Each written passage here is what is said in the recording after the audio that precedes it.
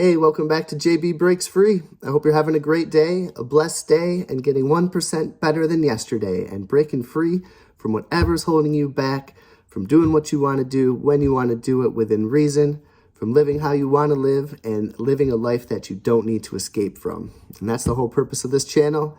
And once I figured that out in my life, things have just gotten so much better. Every day is just a blessing. I can't wait for the next day, and I'm grateful for the day that I have right now. I want to talk about 13 tips today for a good life, a break-free life.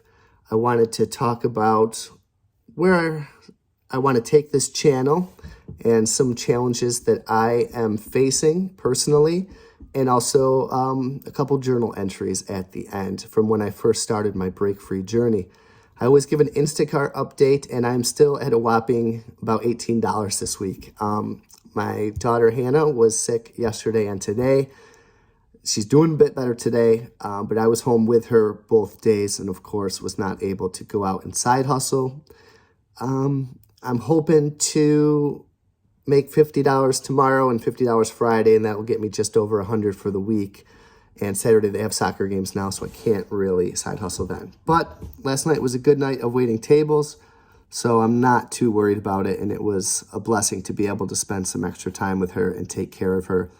And she sent me a text. She doesn't have a phone, but she has one of my old phones, and my wife programmed it so she could just use it and text and no calls, just with like our numbers. And she'll text me at work. They'll text me the Notre Dame scores and stuff, and say they miss me and love me. And yesterday she texted, thank you so much for taking care of me. And it was just the sweetest thing. And just really, really loved that. So I loved hanging out with her today. But to get right into the topics, 13 tips for a good life and how I've applied these to my life and how you can do the same. The first is to ask yourself, is this necessary? I love this idea. It cuts out so much BS, so much wasted thoughts and wasted things. If just cut it down to ask yourself, is this necessary, and cut out the rest. And for all the stuff that I might want to buy, it's not necessarily, and it's just distracting you from your goal of freedom and costing you money. The second is to meditate on your mortality daily. This is kind of both of those first two things are pretty much Stoic ideas that have been around for thousands of years. And meditating on your mortality can seem dark, but in a way, it's not supposed to. It's supposed to remind you that time is our greatest non-renewable resource. Time is more important than money and things. Time is all we have, and to cherish that time, to make the use of it. We're not going to be here forever, so you better darn well appreciate right now and the day that you have. Number 3 is to value your time more than money or possessions. You get these first 3 ideas down, cut out what isn't necessary.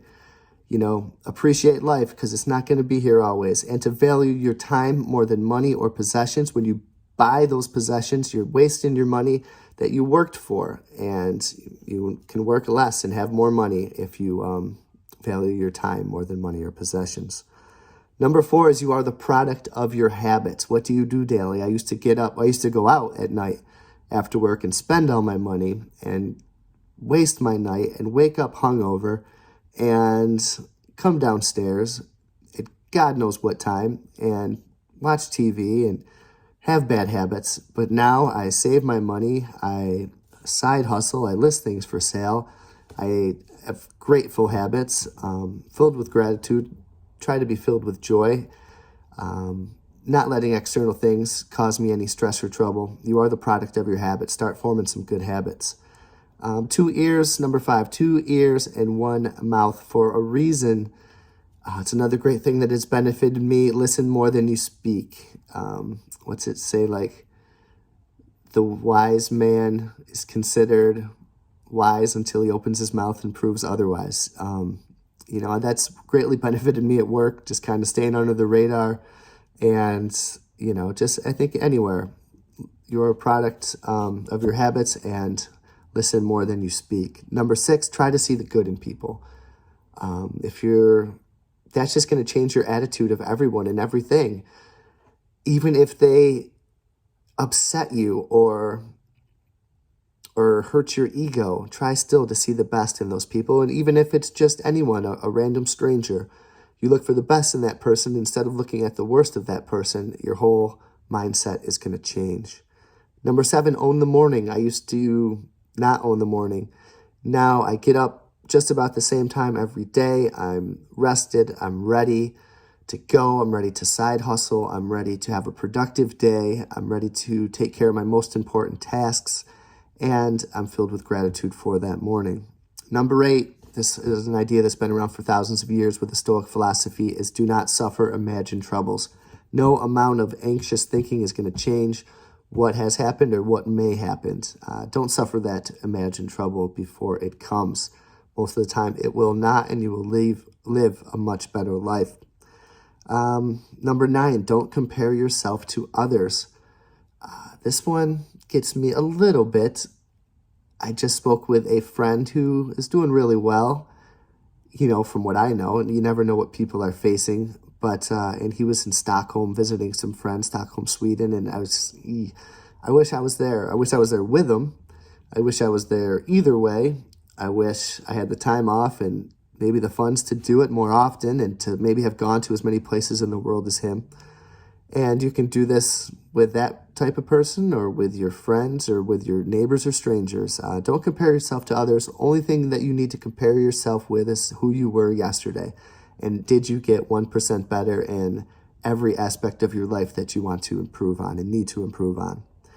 Number 10, learn something from everyone. Don't be so close-minded that you always think you're right or that you're not open-minded to see what this person's experience might be able to bring to your life and enrich your life and so that you can find value from it.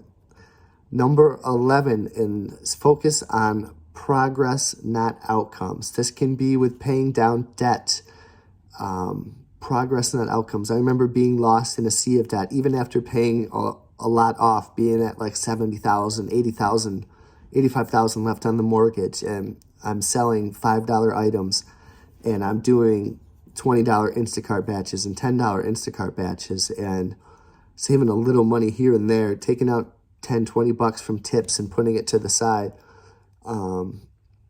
That stuff adds up. You're making progress. Focus on that progress, not the outcomes. Same with getting in shape and losing weight and eating better. Just focus on the progress. It's all not going to happen just like this. Number 12 is define what success means to you. We've talked a lot about this on this channel, and this definition I think can change over time. Lately, I have been picturing the idea of success as doing what you want to do when you want to do it within reason.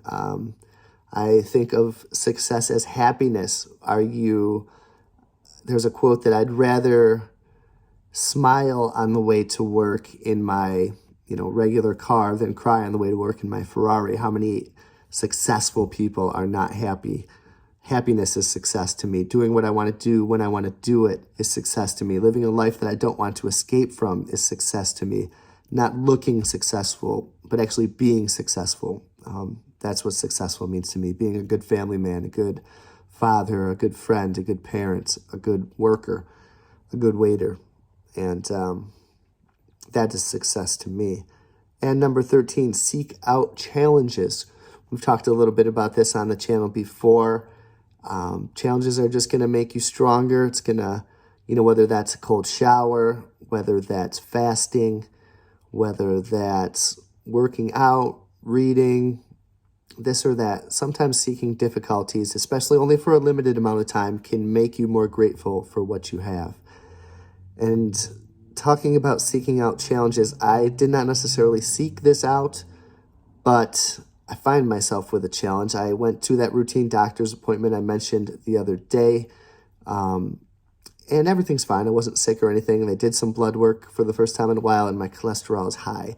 And one of the things that I need to break free from is sweets and just eating better and getting more in shape. I don't talk about it a lot, but I have so much body pain. My neck hurts, my shoulder hurt, my wrists hurt, my back hurt, and I have neuropathy in my feet. And a lot of that's from the wear and tear of waiting tables and just probably just doing stupid things as a kid, and as a young adult, playing softball and going too hard. I have all these aches and pains.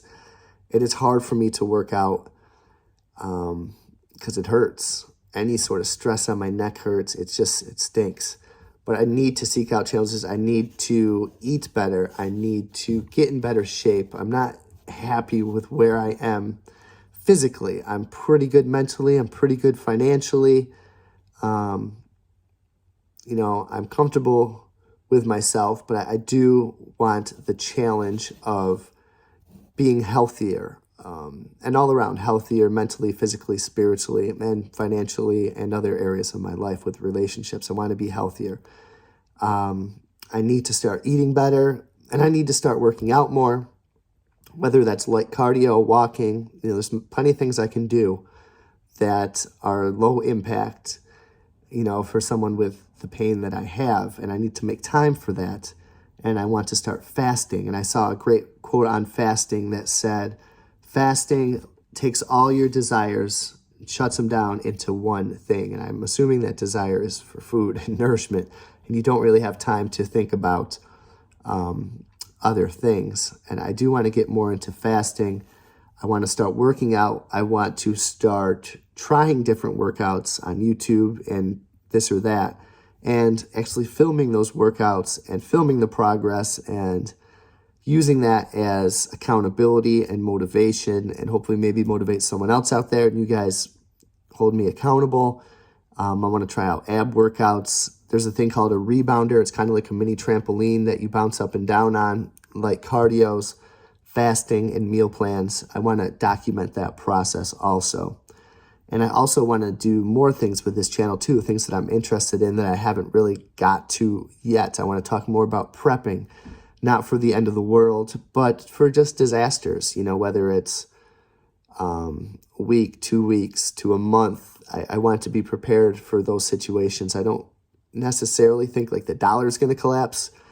Sometimes my wife gets worked up, with the news or this or that, but, just prepping for emergencies and to be safe and to be anti-fragile and not completely collapse when things go wrong. I want to thrive a bit in that situation. I want to talk more about cryptocurrency, just the basics for you and for me. I want to talk about the financial fundamentals, financial literacy, to get better, smarter, and more confident with money. They don't teach that stuff enough in schools. I want to do more ride-alongs with Instacart and other various deliveries. I want to try out more apps where you can make more money. I might do more than one video a day and people can just take what they want from it. I want to do more challenges, whether it's weight loss, fasting, listing, no spend, just mental and physical challenges I'd like to do. I want to do more reading, yes. I want to do more reading. I want to do quicker chapter book reviews. And, if 2 go up in one day, then, oh well, people can watch them on their own time and still benefit from them. What would be better if I put out 1 more tomorrow or 3 more tomorrow that people could watch on their own time? And I could get through more books that way also. I want to start writing more. I might start a blog type thing on the site called Medium, and just to become a better writer and to express myself more. And I think the more that you can write and improve yourself that way, I think the clearer thinking that you will have. I want to talk more about selling online and where to sell online. And I want to talk about non-traditional ways to make money. That stuff really interests me. All those things that I just listed above and what I'm doing now and what I have done on this channel are all great, deep passions of mine. And I just want to continue to document that process on my break-free journey and to improve on the way. And I look forward to sharing that journey with all of you guys. And finally, I'll get into a couple journal entries that I started. This was back in May of 2019 when I first started my break-free journey. There's 3 paragraphs here, 3 different days that kind of just shows my mindset, where I was at, how far I've come, and how far I still need to go. So May 14th, 2019. I miss too many days of journaling. I get distracted during the weekend. I love how loving and kissing the girls are. I hope they always want to hang out with me. I'm sure they will. They are supposed to get big. Every new phase will be fun. I'm having fun flipping and learning about passive income streams and personal development. May 15th, 2019. Proud I didn't smoke last night. I can't wait to embrace the challenges tonight. I'm super motivated to keep flipping and to get rid of my junk, in quotations. The money is more important and may let me pursue other ventures. So much more to learn about flipping and arbitrage. The girls have so much joy, so is underlined. They're just cracking up, bouncing on a bouncy ball before school. Their joy with life reminds me to be that joyful, and really, their joy has changed my life completely. May 16th, 2019, trying not to keep score with slights at work or at home. My dad always talks about keeping score. Don't keep score, you know. If somebody slights you, let it go. So I was talking about work and at home then. I'm trying to reprogram my thoughts in life. I'm focused on my mortgage debt to be completely debt-free, which I have accomplished. I want to teach the girls that one day, that time is our greatest resource. I'm changing and getting healthier, so I may have more time with my wife and kids. And I think about that all the time. I feel like I hit the jackpot. I feel like I hit the lottery as a waiter. And I know I'm lucky to be where I am with my job and to be where I am with my life and to be where I am with my family and friends. And I'm very, very grateful for that. And why would I want to do anything that would take me away from them sooner? You know, when you go, and that's fine. But to sabotage it with smoking and drinking and drugs and poor food choices and not taking care of yourself by exercising, I don't want to do that. I don't want to regret that when the time comes. I don't want to lay in bed as an older man and be like, damn, I wish I had more time, but I can't because I smoked too much, or I can't because I did too many drugs, or I can't because I didn't take care of myself physically. I didn't stretch. I didn't build up strength. I ate poorly, and now I can't have enough time with my girls, and that's all they want to do is be around me. I'm not going to let that happen, and neither should you. So I hope you have a blessed day, break free, and I can't wait to talk to you guys in the coming days and videos. See you then.